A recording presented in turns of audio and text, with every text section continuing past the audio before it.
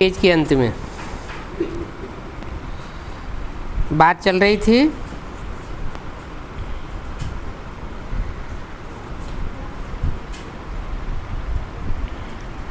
घर याद पड़े तो बाबा भी याद पड़े।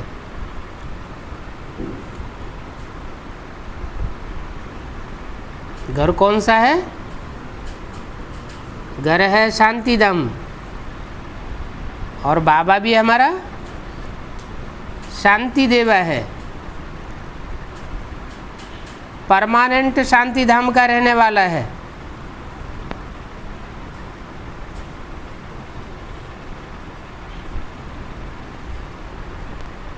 क्योंकि एक तो वो शांतिधाम है जो सूरज चांद सितारों की दुनिया से पार है। फिर शिव बाबा जिस तन में आकर के प्रवेश करता है वो शांति देवा भी अंत में शांतिधाम, क्योंकि बाप का घर है और शरीर को भी घर कहा जाता है। तो दोनों ही एक हैं, दोनों को याद करेंगे तो एक की ही याद मानी जाएगी। बाबा आया हुआ है घर ले जाने के लिए, तो इस बाप को याद करेंगे ना। ये भी मन मना भव हुआ ना।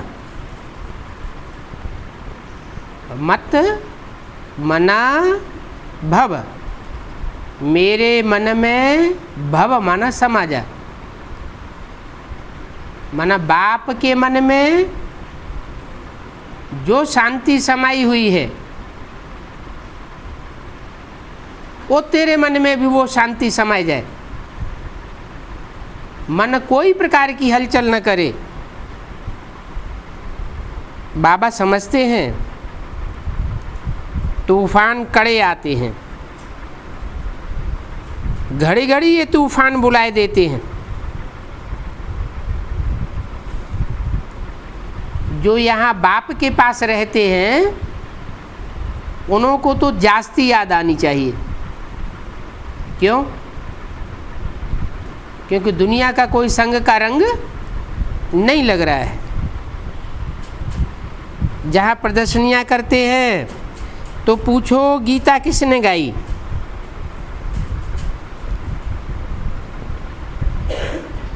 अगर उनसे पूछेंगे तो वो बतावेंगे कि गीता में तो ऐसे कई एक श्लोक हैं जो निराकार को साबित करते हैं, अव्यक्त को साबित करते हैं। तो अव्यक्त गीता का ज्ञान कैसे सुनाएगा? व्यक्त माना जो इन आँखों से देखा जाए, और अव्यक्त माना जो आन आँखों से न देखा जाए। तो इन आँखों से न देखने वाला वो तो एक सुप्रीम सोल है। वो इस सृष्टि पर जब आता है तो आँखों का लोन लेता है तो वो सदा अव्यक्त।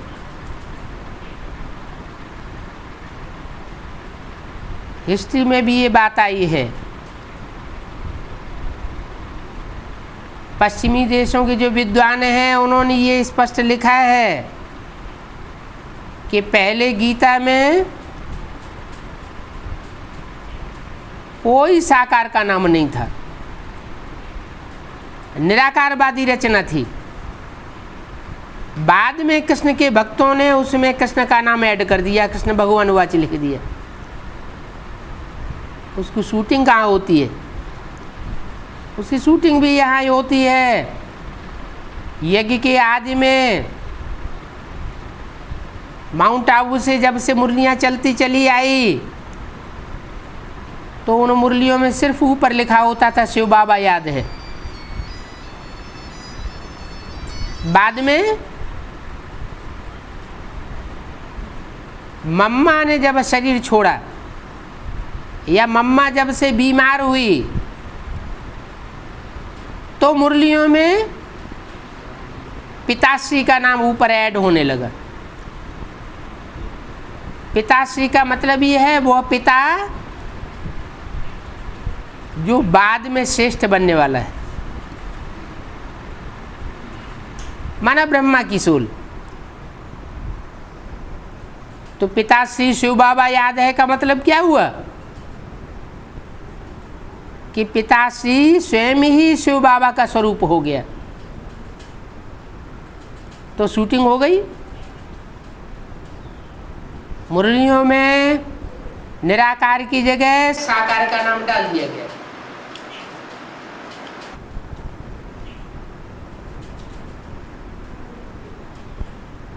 तो ब्रॉड ड्रामा में भी वही होता है। द्वापर के युग के शुरुआत में शास्त्र सच्चे थे,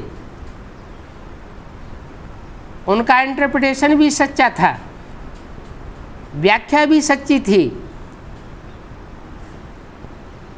बाद में जैसे जैसे विकृति बढ़ती गई मनुष्य में, विकारों के बढ़ने के कारण सबसे पहली भूल ये हुई कि गीता में कृष्ण का नाम डाला गया, साकार का नाम।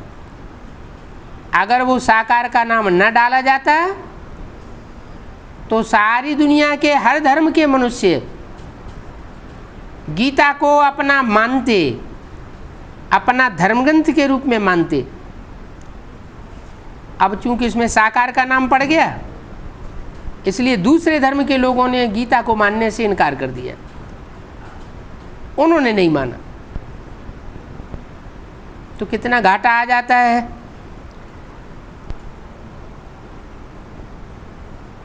तो प्रदर्शनियों में पूछना चाहिए कि गीता किसने गाई।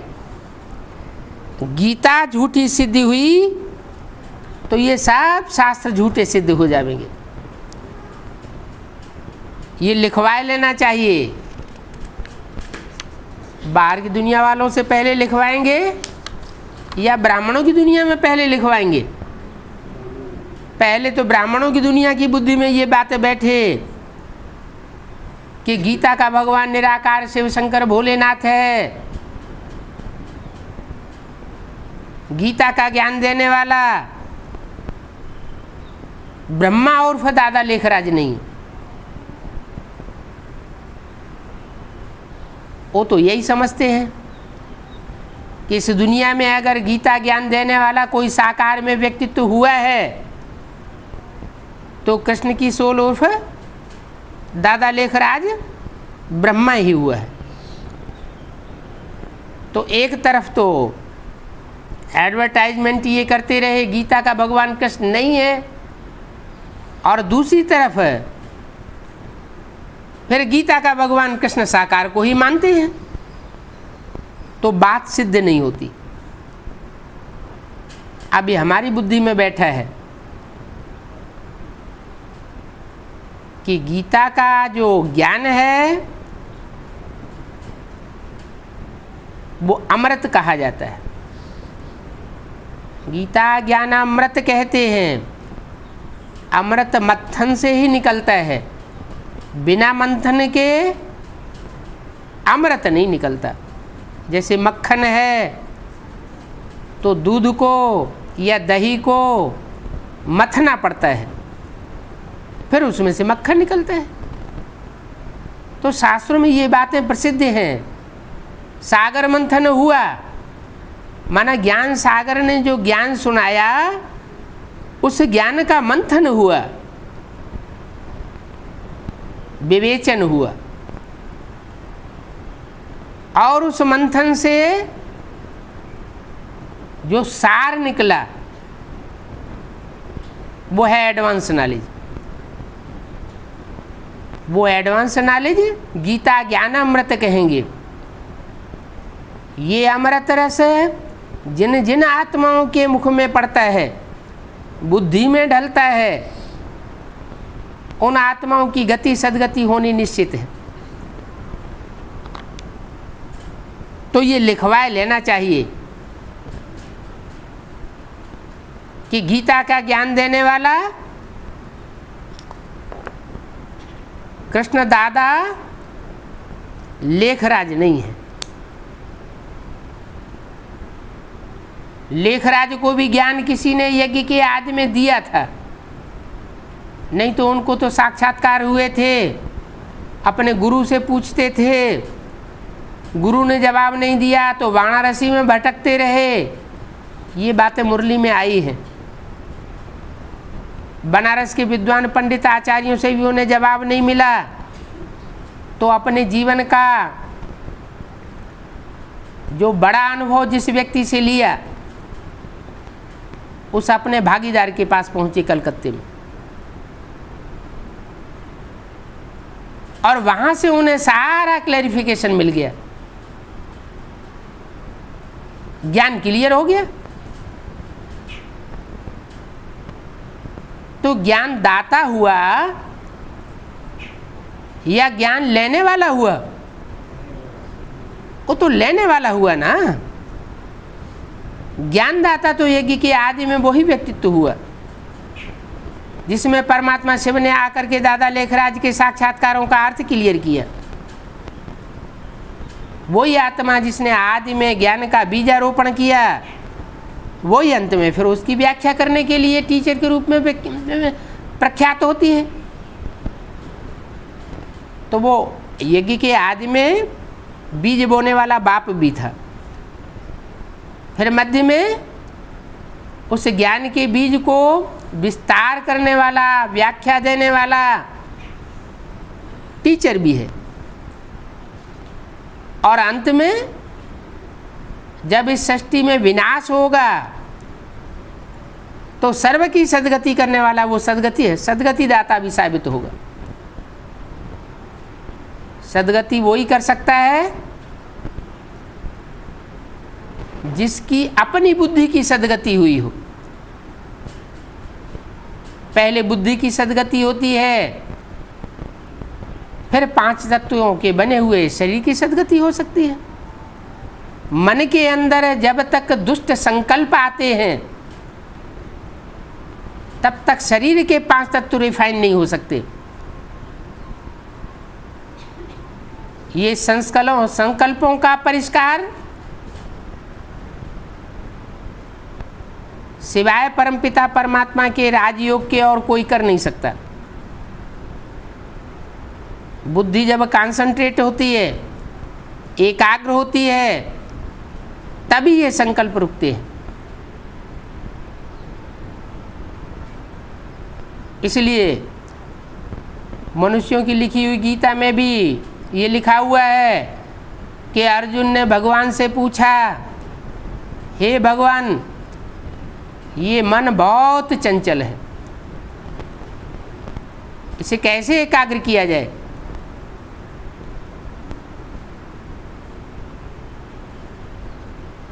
तो बताया गया कि जो मन की चंचलता है ये 2 प्रकार से ही नष्ट हो सकती है। एक तो इस दुनिया से वैराग आ जाए, और दूसरा बार बार अभ्यास किया जाए इसको एकाग्र करने का।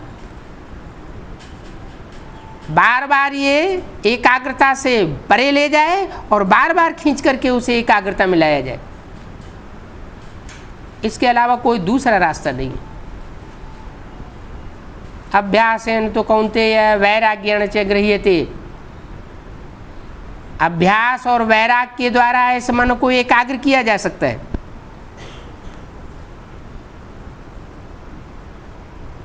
तो ये बातें एक तरफ समझाते जाएं और दूसरी तरफ लिखवाते जाएं, नहीं तो ये विद्वान आदि कब नहीं लिखेंगे। जैसे ही समझें वैसे ही उनसे लिखा लेना चाहिए। 7/11/66 की वाणी का दूसरा पेज।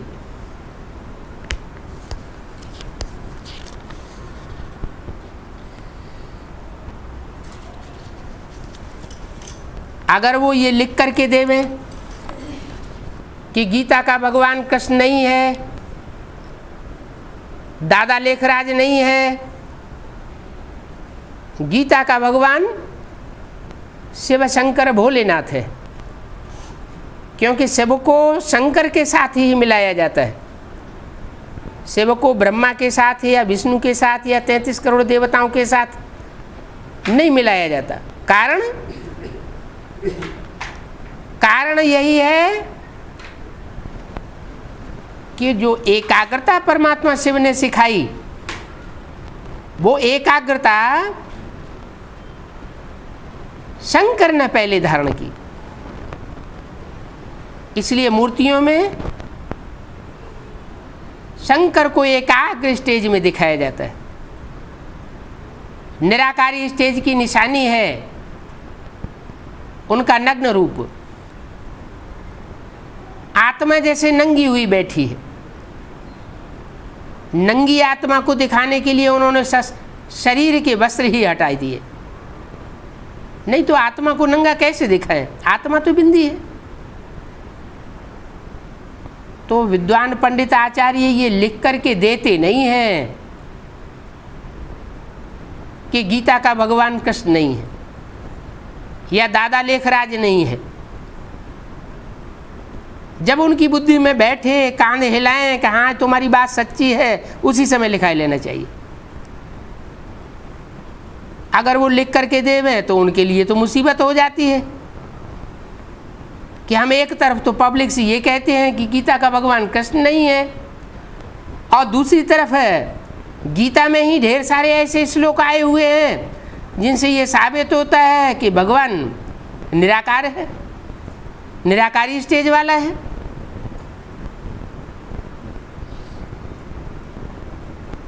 कह देते हैं कल्प लाखों वर्ष का है। ये भी उनके लिए एक मुसीबत है। अगर कल्प की आयु कम बतावें, 5000 वर्ष बतावें, तो उन्हें सारा लेखा जोखा देना पड़े, और वो लेखा जोखा दे नहीं सकते। गीता का भगवान कृष्ण है ये बताना तो उनके लिए भारी मुसीबत है। साबित नहीं कर सकते कि गीता का भगवान कृष्ण है। इन बातों पर विद्वान आदि समझ नहीं सकते हैं, और न ही तुमको लिख करके दे सकते हैं। बच्चों को कितना अतीन्द्रिय सुख भासना चाहिए। अभी तुम सब संगम पर हो। संगम पर तुम्हें नई नई बातें मिलती हैं, नई नई चीज़ें मिलती हैं, तो कितना खुशी होती है। ज्ञान रतन देते हो, ये तो तुम पद्मों का दान देते हो। इन ज्ञान रत्नों से मनुष्य 21 जन्म सुख पाते हैं और सदाकाल का सुख पाते हैं। वो रतन थोड़े समय के लिए, अल्पकाल के लिए खुशी देते हैं, वो स्थूल रतन है। और ये ज्ञान रतन तो 21 जन्मों के लिए लगातार प्राप्ति कराने वाले हैं। ये याद करते हो तो भी बहुत खुशी होगी। गरीब को धन मिलता है तो खुशी का पारा चढ़ जाता है। तुमको भी देखो 21 जन्मों के लिए लॉटरी मिल रही है। जानते हो ये शरीर छोड़ करके फिर दूसरे जन्म में हम महल बनावेंगे, हैं? माना ब्रह्मा बाबा ने शरीर छोड़ दिया, विश्व किशोर भाऊ ने शरीर छोड़ दिया, तो क्या वो अब महल बनाए रहे हैं?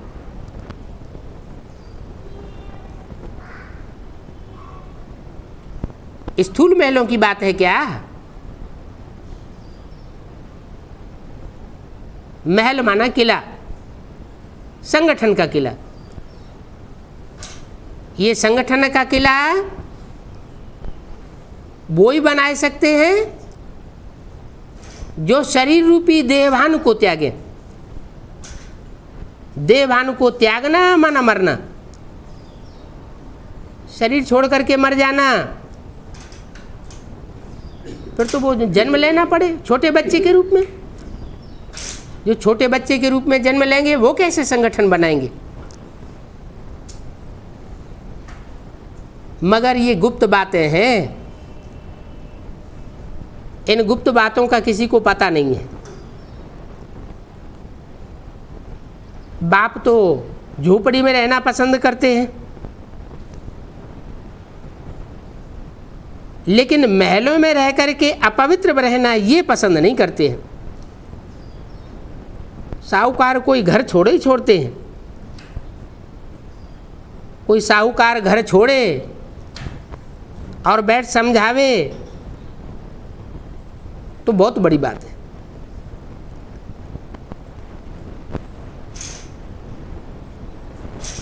कोई माताएं निकलती हैं, कहती हैं मैं पवित्र बनती हूँ, मैं पवित्र बनना चाहती हूँ, ये पवित्र नहीं बनता, इसलिए मैंने पतित पावन बाप की शरण ली है। ऐसे ऐसे शेरनी शक्ति होकर के बोले।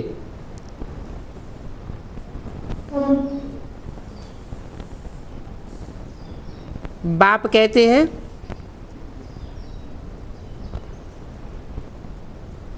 अब काम विकार पर जीत पहनो। ये विकारी दुनिया ज़्यादा चलने वाली नहीं है, अब ये दुनिया नष्ट होने वाली है। ये काम महाशत्रु है 63 जन्मों का। 63 जन्म तुम इस विषय वैतरणी नदी में गोते खाते आए,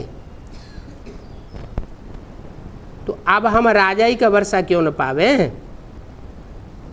ये कोई बड़ी बात है क्या? ये सब शुरुआत में इस नशे में भागी थी। सिंध हैदराबाद की बात है, समझ करके छोड़ा था। जब साक्षात्कार हुआ कि ये सब विनाश होने वाला है, बाप कहते हैं पवित्र बनो, तो सोचा क्या हम अपवित्र बनकर के वर्षा गुवाए दें? मगर ये सब बातें बोलने की युक्ति चाहिए। कोई नशे में बैठ करके इन बातों को जिगरी समझावे तो भी समझ जावेंगे कि ये ठीक कहती है। बाप कहते हैं पवित्र बनो तो स्वर्ग का मालिक बनेंगे, अपवित्र बनते रहेंगे तो नरक की दुनिया में आके जन्म लेना पड़ेगा। तो अब हम पवित्र न बने क्या? पवित्र बनने के लिए ही तो बुलाते हैं पतित पावन आओ, नहीं तो बुलाते क्यों हो कि पतित पावन आओ? मगर अभी जिगरी बातें करते नहीं हैं। नहीं तो बच्चे फट से कहें मुझे पवित्र रहना है, ये हमें पवित्र नहीं रहने देता है, तो हम अपना जीव घात क्यों करें? भले ये जाकर के दूसरी शादी रचावे, हम जाकर के बर्तन साफ करूंगी लेकिन पवित्र रहूंगी। ऐसी ऐसी जो होती है वो फिर पति को भी समझा सकती है। अच्छा, ओम शांति। अगली रात्रि क्लास है 8/11/66 की।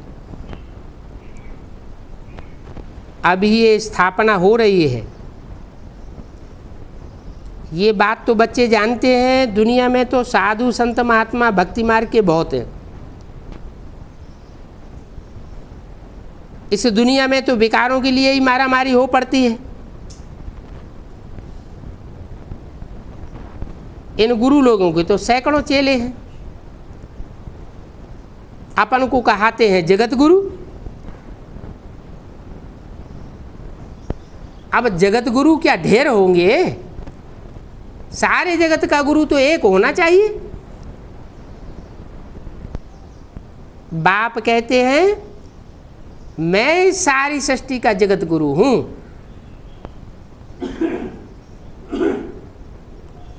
देहधारी मनुष्य कोई जगत का गुरु नहीं हो सकता। इस समय है ही पतित दुनिया। ये देहधारी मनुष्य किसी की भी सदगति नहीं कर सकते हैं। देह को बुद्धि से धारण किया हुआ है, इसलिए ये देहधारी कहे जाते हैं। इनकी बुद्धि देह में धरी हुई है, देह को बुद्धि से त्याग नहीं सकते।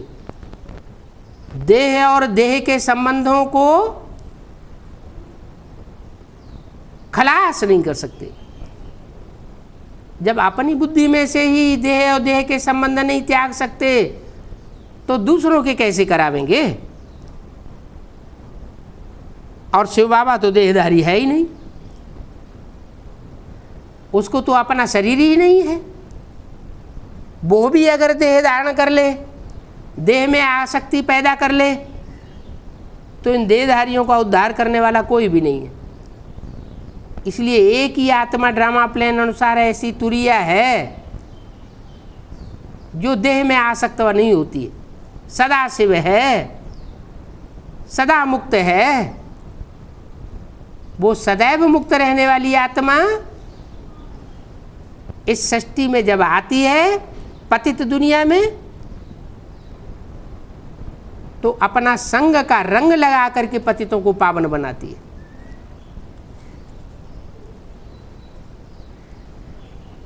देहधारी मनुष्य किसी की सदगति नहीं कर सकता। समझाते हैं ये इनका शरीर है, ये मेरा शरीर नहीं है। बहुत जन्मों के अंत का ये इनका शरीर है। किनका? ब्रह्मा का। ये बहुत जन्मों के अंत का शरीर है, माने 84वें जन्म का शरीर है। मेरा नाम तो शिव ही है। मेरा नाम कभी बदलता नहीं है। हाँ, जब शरीर बदलता हूं तो नाम बदल जाता है। इसे दादा लेखराज में प्रवेश किया तो ब्रह्मा नाम पड़ा। फिर और कोई तन में प्रवेश करता हूं तो नाम दूसरा हो जाता है। और सब आत्माओं को शरीर मिलता है तो उनको शरीर पर ही नाम पड़ता है। मेरी आत्मा का ही नाम शिव है। मेरी आत्मा का नाम बदलता नहीं है जब तक मैं शरीर न बदलूं। तो नाम भी दुनिया में शरीर के ऊपर रखा जाता है, आत्मा के ऊपर नाम नहीं रखा जाता। ऐसे नहीं कहते ये आत्मा इधर आओ। आत्मा ने जो शरीर धारण किया हुआ होगा उस शरीर का नाम लेंगे, लेकिन मेरा नाम शरीर पर नहीं है, आत्मा पर। मैं जब इनमें प्रवेश करता हूं तो मेरा नाम शिव ही रहता है। मनुष्य तो कुछ भी नहीं समझते, पत्थर बुद्धि है, और मनुष्य तो आत्मा को भी नहीं जानते। कोई कहते हैं आत्मा निराकार है, उसका कोई आकार रूप नहीं है। कोई कहते हैं अंगुष्ठा मिसल है। कोई क्या कहते, कोई क्या कहते, कोई कहते हवा है, प्राणवायु है। कहते हैं हम आत्मज्ञान देते हैं, आत्मा सो परमात्मा। फिर कह देते हैं परमात्मा सो हम आत्मा। यही ज्ञान सारी दुनिया में फैला हुआ है। निराकार परमपिता परमात्मा के बिना कोई देहधारी ज्ञान नहीं दे सकता। ये तो ढेर के ढेर गुरु है, सब भक्ति मार्ग की अंधश्रद्धा में। अभी उन गुरुओं को पकड़ना चाहिए। अक्लमंद बच्चा हो तो इन बातों को अखबार में भी डाल सकता है। जगत गुरु अपन को कहते हैं, लेकिन सारा जगत को तो उनको गुरु मानता नहीं। एक ही भारत में कितने जगत गुरु शंकराचार्य हैं, तो सारे ही जगत के गुरु हो जाएंगे क्या? जगत गुरु तो सर्व का सद्गति दाता होना चाहिए। पतित पावन तो निराकार परमपिता परमात्मा ही है ना। देहधारी जगत गुरु जगत की सद्गति नहीं कर सकते, तो इशारा देना पड़े। नहीं तो इन अंधों को लाठी कैसे मिलेगी? अब तक बच्चों में वो नशा नहीं आया है। अब तक तो 5 आना मुश्किल समझे हैं, अभी तो 11 आना बाकी है। कब की बात बताई? 66 में बताया 5 आना भी मुश्किल से कोई कोई समझे। अभी तो समझना 11 आना बाकी है, और 66 के बाद 2 साल के बाद शरीर छूट गया। इसका मतलब जो असली बात समझने की है ज्ञान की, वो तो समझने से रह ही गई। चलते चलते बच्चे फिसल जाते हैं, समझाने की शक्ति नहीं है। बच्चों में शक्ति नहीं होती है तो माँ बाप बच्चों में प्रवेश करके मदद करते हैं।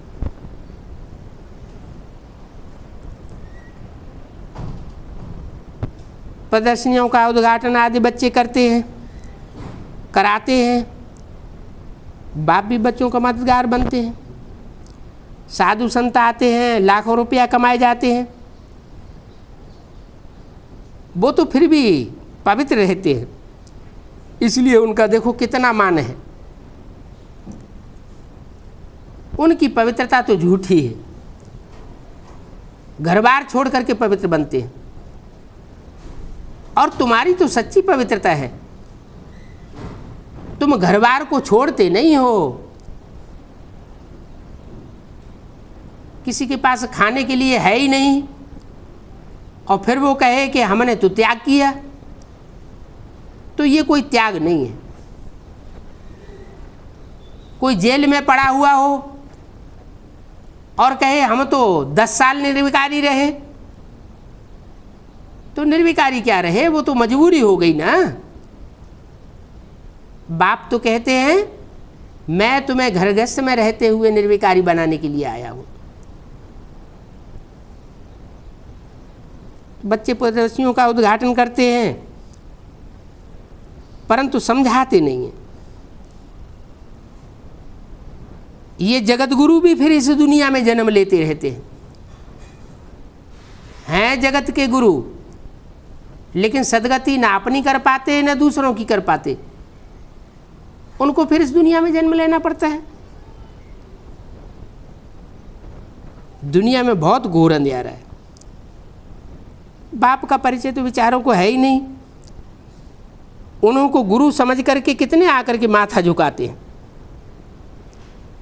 भीड़ लग जाती है चरणों में गिरने की।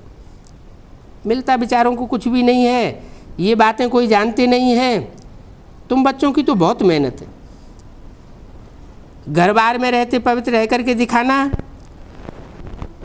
ऐसी हिम्मत कोई दिखाई न सके। बाबा बच्चों को इन बातों में बहुत मदद करते हैं, लेकिन बच्चों को इन बातों का पता नहीं पड़ता कि बाबा हमको मदद करके चला गया। मम्मा भी देखो कितनी सर्विस कर रही है, जैसे बाबा वैसे मम्मा भी सर्विस करती है। मम्मा को तो और ही जास्ती मर्तबा मिल जाता है। कैसे है? और ही जास्ती मर्तबा मम्मा को कैसे मिल जाता है? ब्रह्मा के मुकाबले। ब्रह्मा की तो पूजा नहीं होती है, मंदिर नहीं बनते, मूर्तियां नहीं बनती, और मम्मा तो शरीर छोड़ने के बाद जिस तन में प्रवेश करती है तो जगदम्बा के रूप में पूजी जाती है। तो उसकी पूजा भी होती है, मूर्तियां भी बनती हैं, मंदिर भी बनते हैं। तो ब्रह्मा का ज़्यादा ऊंचा मर्तबा हुआ या सरस्वती जगदम्बा का ज़्यादा ऊंचा मर्तबा हुआ? इसलिए बोला कि मम्मा तो और ही जास्ती मर्तबा पाती है। लेकिन कोई बच्चे हैं जो मम्मा की याद में मुर्दे बन पड़ते हैं। याद किसको करना है? याद करना है एक बाप को, लेकिन याद करने लग पड़ते हैं मम्मा को या ब्रह्मा बाबा को, तो उनकी याद से नीचे गिरना होता है। मम्मा को तो ऊंच पद मिल गया, लेकिन मम्मा को याद करने वालों का नीचा पद हो जाता है। तो बच्चों को खुश होना चाहिए कि बाप हमें कितनी ऊंची ऊंची बातें सिखाते हैं, हम उन बातों को जरूर धारण करें। ओम शांति। 9/11/66 की वाणी का प्रातः क्लास रिकॉर्ड चला। रात की राही थक मत जाना, सुबह की मंजिल दूर नहीं है। अरे दूर नहीं है, दूर नहीं है करते करते कितने साल गुजर गए, 70 साल गुजर गए, गुजरने को हैं, और सुबह की मंजिल अभी तक दूर ही नहीं है, हैं? इस गीत का अर्थ क्या हुआ? ये अज्ञान की रात लंबी है नहीं, लेकिन बच्चे दूसरों के प्रभाव में जब आते रहते हैं तो गुरुओं के प्रभाव में आने के कारण अंधकार में चले जाते हैं।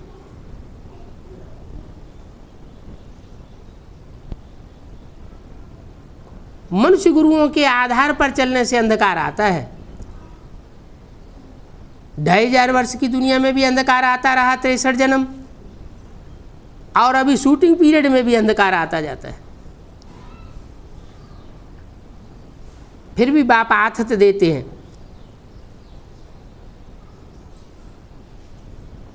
कि थकने की बात नहीं है, बाप तो आया हुआ है। ये गुरु लोगों का प्रभाव जल्दी खत्म नहीं होने वाला है। 63 जन्मों का इनका हिसाब किताब है, तो वो हिसाब किताब लेने के लिए जरूर बच्चों के सामने आते हैं, अपनी बातों का प्रभाव पुरस्सर कर देते हैं। सभी रूहानी बच्चों को, जो भी सृष्टि में जीव आत्माएं हैं, उन सब आत्माओं को तो बाप को ले जाना है, क्योंकि अभी अंधियारी रात पूरी होती है। पुरानी दुनिया पूरी होकर के नई दुनिया की स्थापना हो रही है। दुनिया तो है, परंतु उसमें रहने वाली दैवी संप्रदाय की स्थापना करनी होती है। दुनिया है, दुनिया में और धर्मों की स्थापना नहीं करनी है। जो राक्षसी धर्म हैं, तलवार की नोक पर धर्म परिवर्तन करना सिखाते हैं, उनकी स्थापना नहीं हो रही है। तुम्हारे देवी देवता सनातन धर्म की स्थापना हो रही है। इस स्थापना में कोई जोर जबरदस्ती वाली बात नहीं होनी चाहिए, बाहुबल की बात नहीं होनी चाहिए कि तुम हमारी बात को मानो ही मानो। नहीं, हम सिर्फ समझाने की कोशिश करें। उनकी बुद्धि में बैठना होगा तो बैठेगा। प्यासे को पानी पिलाना चाहिए, भूखा हो उसे रोटी खिलाना चाहिए। प्यास नहीं है तो जो प्यासे हैं उनको देना। तो जो भी दुनिया है, उस दुनिया में हर धर्म की आत्माएं रही पड़ी है, लेकिन हम स्थापना करते हैं दैवी संप्रदाय की। दैवी संप्रदाय की स्थापना करते हैं तो हमें छांटना पड़ता है कि देवताई संप्रदाय की आत्माएं कौन कौन सी है। उन देवात्माओं को कलेक्ट करके फिर उनकी स्थापना होती है। माउंट आबू से लेकर के पहले कराची में, उससे भी पहले सिंध हैदराबाद में ये कलेक्शन होता चला आया। हर धर्म की आत्माएं आती रही। क्या सब देवी देवता बन जाएंगे? नहीं, उनमें से छटनी करनी पड़ती है। जो देवता धर्म के होंगे उन्हीं से नई दुनिया की स्थापना होगी। जो दूसरे धर्म के होंगे वो तो बिघन डालेंगे, वो नई दुनिया के नए संगठन की स्थापना होने नहीं देंगे। तो बोला दुनिया तो है परंतु उसमें रहने वाली दैवी संप्रदाय की स्थापना करनी होती है। ब्राह्मणों की दुनिया भी है, उस ब्राह्मणों की दुनिया में भी देखना पड़ता है कि ये दैवी संप्रदाय का है या आसुरी संप्रदाय का है। दैवी संप्रदाय का है तो उसको परख करके उसे समझाना पड़ता है। बाप आकर नई दुनिया और उसमें रहने वाली आत्माओं जो देव आत्माएं हैं उनकी स्थापना करते हैं। सत्युग आदि में बरोबर आदि सनातन देवी देवता धर्म था। अभी तो वो सूर्यवंशी चंद्रवंशी नहीं है, वो सब क्या बन गए, हिंदू बन गए और दूसरे दूसरे धर्मवंश आ गए। इस्लामी आए, बौद्धी आए, क्रिश्चियन आए। बाप समझाते हैं वो पुनर्जन्म लेते लेते वो देवताएं अब संग के रंग में आकर बिल्कुल पतित बन पड़े। 84 जन्म पूरे किए हैं, अब इस समय पाठधारी तमो प्रदान हो चुके हैं। चाहते भी हैं रामराज्य नई दुनिया हो, कहते हैं नई दिल्ली चाहिए। जैसे बच्चे कहते हैं ना फलानी नई चीज चाहिए, तो यहाँ भी कहते हैं बाबा नई दुनिया के लिए हमें नए वस्त्र चाहिए। दीपमाला आती है तो मनुष्य नए वस्त्र पहनते हैं ना। कृष्ण जयंती पर नए वस्त्र पहनने की बात नहीं रहती है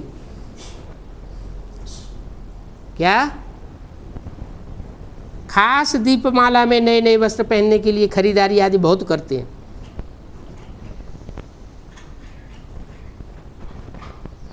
माना आत्मा रूपी दीपक जब जगे और ये देह का भान छूटे तब असली दीपमाला मनाई जाए। दीपमाला माना जगती हुई आत्माओं का संगठन तैयार हो। जो अज्ञान अंधेरे में आत्माएं सोई हुई हैं उनकी दीपमाला असली नहीं मनती है, मनाई जाती। जो ज्ञान में जाग जाती है वही दीपमाला मना सकती है और वही आत्माएं लक्ष्मी का आवाहन कर सकती हैं। विजयमाला का आवाहन करना ये सबके बस की बात नहीं है। पवित्र बुद्धि बनी होगी, देवभान को बुद्धि से त्यागा होगा तो लक्ष्मी का आवाहन करेंगे। खास दीपमाला में नए वस्त्र पहनते हैं। नया वस्त्र क्या है? वस्त्र माना शरीर। तो जो निर्विकारी चोला बनता है, निर्विकारी वाइब्रेशन बनता है, वही हमारा चोला है। दीपमाला पर ज्योति जगाते हैं। तुम्हारी ज्योति अभी जग रही है तो उन सब की है भक्ति मार्ग की दीपमाला और तुम्हारी है ज्ञान मार्ग की दीपमाला। उस भक्ति मार्ग की दीपमाला को तुम देखने के लिए नहीं जावेंगे, क्योंकि तुम जानते हो उसे देखने से हमारा कोई फायदा होने वाला नहीं है। तुम्हारी जो ज्ञान मार्ग की दीपमाला है इसमें तुमको कपड़े आदि नहीं बदलने हैं। तुम्हारी जब पूरी ज्योति जग जाएगी तो ऑटोमेटिक तुम्हारे वस्त्र बदलने लग पड़ेंगे। कौन से वस्त्र? ये शरीर रूपी वस्त्र बदलते जाएंगे। नई दुनिया में नए वस्त्र तो मिलेंगे ना। बाप कहते हैं मैं सबको ले जाऊंगा। क्या? कहाँ ले जाऊंगा? निराकारी दुनिया में। ऐसी एक भी आत्मा नहीं होगी इस सृष्टि पर जो निराकारी स्टेज में न जाए। कोई शरीर सहित जावेंगे और कोई शरीर छोड़ करके जावेंगे। शरीर छोड़ करके जाने वालों की संख्या बहुत होगी। कोई चाहे या ना चाहे, लेकिन मैं ले जरूर जाऊंगा। तो शरीर तो कोई नहीं छोड़ना चाहता, लेकिन पुरुषार्थ नहीं किया है तो शरीर छोड़ना पड़ेगा। बुलाते भी हैं, हे पतित पावन आओ। वो क्रिश्चियन लोग कहते हैं हे लिबरेटर आओ, हिंदू लोग कहते हैं हे पतित पावन आओ, पतितों को पावन बनाने वाले आओ। और क्रिश्चियन लोग क्या कहते हैं? वो नहीं कहते पतित पावन आओ, वो क्या कहते हैं? लिबरेटर आओ। माने इस दुनिया में चूहेदानी में फंसे पड़े हैं, निकलना चाहें तो भी निकल नहीं सकते, पतित से पावन वो बन नहीं सकते, और पतित पावन बाप को बुलाते भी नहीं हैं, वो लिबरेटर को बुलाते हैं। वो सिर्फ इस दुनिया से लिबरेट होना चाहते हैं, मुक्ति चाहते हैं। तो दूसरे धर्म वालों को मुक्ति मिलती है और तुमको जीवन मुक्ति मिलती है। तो कोई किस भाषा में, कोई किस भाषा में बुलाते रहते हैं। मैं कल्प कल्प आकर के सबको ले जाता हूँ। सतयुग में तो बहुत थोड़े होते हैं। अभी देखो कितने ढेर पार्टधारी है। ये तो जीव आत्मा है, शरीर को जीव कहा जाता है। ऐसे नहीं कि जीव कहता है मैं एक आत्मा छोड़ दूसरा लेता हूँ, नहीं, आत्मा कहती है मैं एक शरीर छोड़ दूसरा लेता हूँ। परंतु इन बातों का किसी को पता नहीं है कि हम आत्मा 84 जन्म लेते हैं। वो तो 84 लाख योनियां बताए देते हैं, है सिर्फ 84 का चक्कर। ऐसे भी नहीं सबको 84 जन्म मिलते हैं। इस्लामी, बौद्धिक, क्रिश्चियन सबको 84 जन्म मिलते हैं क्या? नहीं। जो असल आदि सनातन देवी देवता धर्म की आत्माएं हैं, असल सूर्यवंशी हैं, उनको ही 84 जन्म मिलते हैं। जो पक्के देवता हैं उनको 84 जन्म मिलेंगे। जिनके 84 जन्म नहीं होंगे वो कच्चे देवताएं होंगे। माना 9 लाख के अलावा जितनी भी मनुष्य सृष्टि में आत्माएं हैं वो सब कन्वर्ट होने वाली कच्ची आत्माएं हैं। कम से कम एक जन्म भी होता है। ऐसी भी आत्माएं हैं इस दुनिया में जो आखिर में सिर्फ एक जन्म आकर के लेंगी और वापस चली जाएंगी। 5000 वर्ष परमधाम में बीज रूप में बैठी रहेंगी। ये बाप बच्चों को समझा रहे हैं। बाप सबको थोड़ा ही समझाएंगे क्या? क्यों? जब बाप है तो सबको समझाना चाहिए ना, हैं? हाँ, बाप सबको नहीं पढ़ावेंगे, थोड़ों को ही पढ़ावेंगे। सबको पढ़ावें तो नई दुनिया में भी भीड़ भाड़ हो जाएगी। जो नई सतो प्रधान दुनिया है वहाँ तो बहुत थोड़े होने चाहिए। तो पढ़ाते सबको नहीं हैं, लेकिन ले सबको जाते हैं। क्यों? जिनको पढ़ाओ उन्हीं को ले जाओ ना। सबको क्यों पकड़मुंडा बना के ले जाते हैं?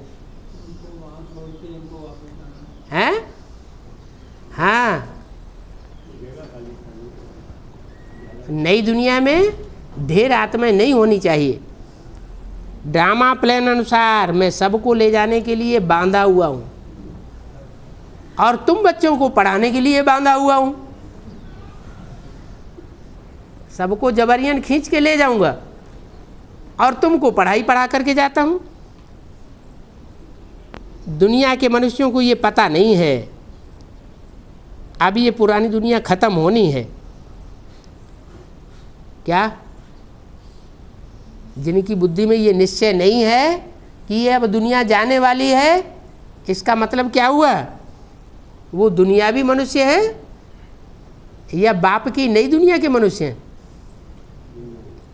वो दुनियावी मनुष्य हैं जिनकी बुद्धि में ये नई बात बैठी हुई है कि अब ये दुनिया जाने वाली है। चाहे वो ब्राह्मण हो, बेसिक नॉलेज में चलने वाले हों और चाहे एडवांस में चलने वाले हों। एडवांस में चलने वाले भी बहुत ढेर ऐसे हैं जो अलमारियाँ अटारियाँ बनाते रहते हैं, सुख साधन संपत्ति इकट्ठी करते रहते हैं, प्रॉपर्टी बनाते रहते हैं। तो क्या इससे साबित होता है कि उनकी बुद्धि में है कि ये दुनिया जाने वाली है? नहीं।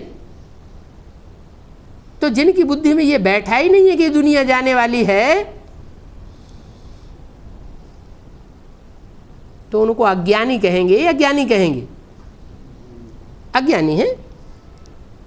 बाप आकर के जरूर नई दुनिया स्थापन करेंगे, मनुष्य नहीं करेगा, बाप आकर के करेंगे। मनुष्य तो समझ लेते हैं कि ब्रह्मा के द्वारा बाप आया, ज्ञान सुना के चला गया, अब नई दुनिया हम स्थापन करते रहेंगे, सुखधाम शांतिधाम ईंटों के बनाते रहेंगे और लोगों को बुला बुला के दिखाते रहेंगे कि देखो हम नई दुनिया बना रहे हैं। बाप कहते हैं ये नई दुनिया नहीं है। बाप कोई स्थूल संगठन, स्थूल मकान बनाने के लिए नहीं आते हैं।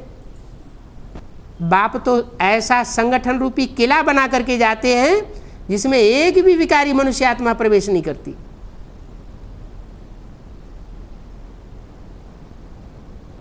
मनुष्यों को रचयिता और रचना के आदि मध्य अंत का नॉलेज निंचक मात्र भी नहीं है। हाँ, उनको भक्ति मार्ग का पता है।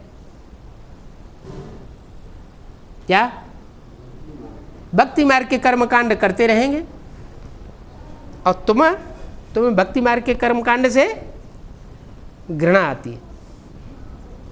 इसलिए बोला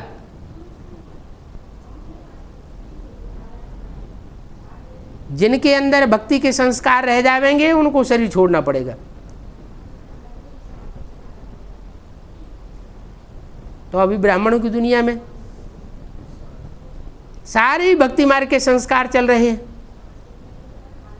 जहाँ जहाँ भक्ति मार्ग के संस्कार चल रहे हैं समझो वो सब अज्ञानी है, रावण को फॉलो करने वाले हैं।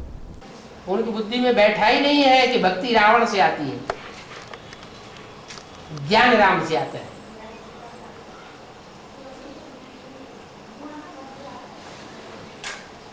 राम और रावण में ये खास अंतर है। क्या? रावण भक्ति मार्ग के आडंबर करता है और कराता है, और राम भक्ति मार्ग के आडंबरों से छुड़ाता है।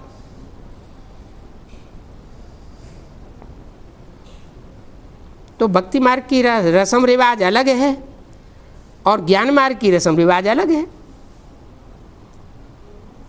सतयुग से लेकर कलयुग अंत तक भक्ति हो गई, गाया भी जाता है ज्ञान दिन और भक्ति रात। अंधेरी रात में मनुष्य धक्के खाते हैं। बाप कहते हैं ठिक्कर भित्तर में भी जाकर के मुझे ढूंढते रहते हैं। कहाँ कहाँ जाकर के ढूंढते हैं? हैं?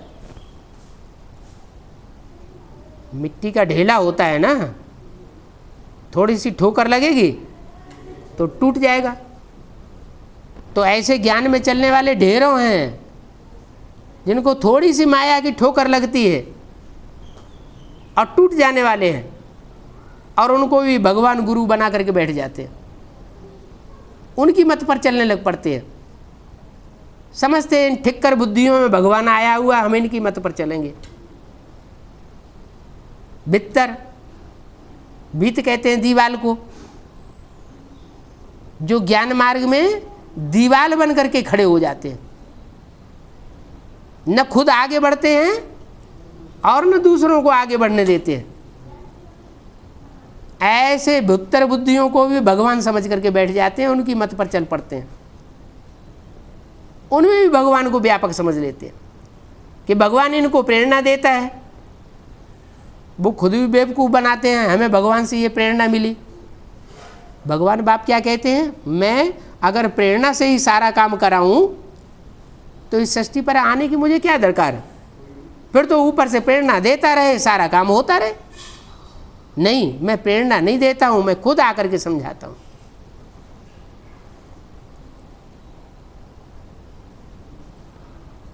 कोई हनुमान का साक्षात्कार करते हैं, कोई किसका साक्षात्कार करते हैं। तो ये सब कोई रूप तो भगवान के नहीं हो सकते। मेरे शरीर का नाम तो है ही नहीं। माया रावण ने मनुष्यों को बिल्कुल ही बुद्धू बना दिया है। क्या माया रावण इस दुनिया में सबकी बुद्धि को भरमाए देती है। असलियत क्या है वो किसी की बुद्धि में नहीं रहती। भगवान बाप आकर के बताते हैं कि असलियत ये है, और लोग असलियत को सुनना भी नहीं चाहते। झूठ खंड की दुनिया में सब झूठ ही झूठ, सच की रत्ती नहीं। जब ऐसी दुनिया हो जाती है तब मैं आकर के सचखंड बनाता हूं। मनुष्यों को पता नहीं है कि राम राज्य किसको कहा जाता है, हैं? राम राज्य किसको कहा जाता है? कहते भी हैं राम राज्य, हैं? राम का राज्य माना सब आराम में है, कोई किसी प्रकार का दुख नहीं। ऐसा संगठन जहां बने, जहां कोई लड़ाई झगड़े की शिकायत ना आए, सब सुख में अपने को महसूस करें, तो वो हुआ राम राज्य।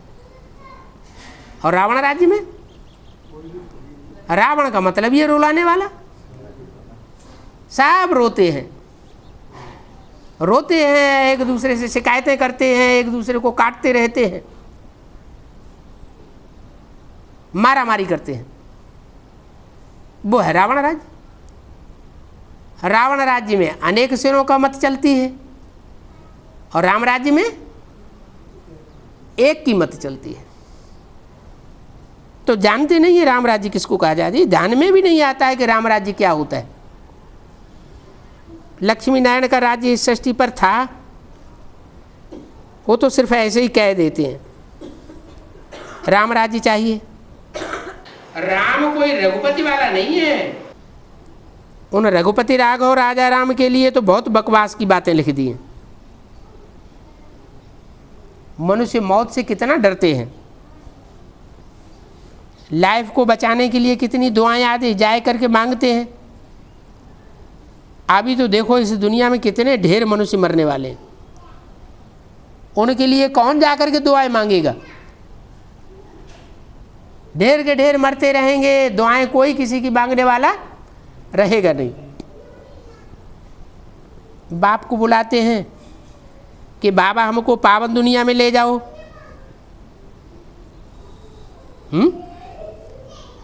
फाउंडेशन कहाँ पड़ता है? हैं? जरूर संगम युग में ही ये फाउंडेशन पड़ा होगा ना। जब जास्ती पतित बनते हैं, ब्राह्मणों की दुनिया में ही जास्ती पतित बनने लग पड़ते हैं। खुद पतित बनते हैं, दूसरों को पतित बनाते हैं, तब बाप को बुलाते हैं। क्या कहते हैं कि हमको पावन दुनिया में ले जाओ। ले जाओ का मतलब बाप के पास कोई पावन दुनिया धरी है क्या तैयार है? जरूर पावन दुनिया बनी होगी, तब तो कहते हैं हमको ले जाओ। शांति धाम में कोई शरीरों को तो नहीं ले जाएंगे, कहाँ ले जाएंगे? हैं? सुखधाम में ले जाएंगे या शांति धाम में ले जाएंगे शरीरों को? सुखधाम में शरीर सहित जाएंगे, और शांति धाम में आत्मा जाएगी, शरीर नहीं जाएगा। वहां तो आत्मा ही जा सकती है। माना जो आत्मिक स्टेज वाले होंगे वो शांति धाम में जाएंगे, देवान की स्टेज वाले होंगे तो शांति धाम का अनुभव न कर सकेंगे और न शांति धाम के उस संगठन में जा सकेंगे। ओम शांति।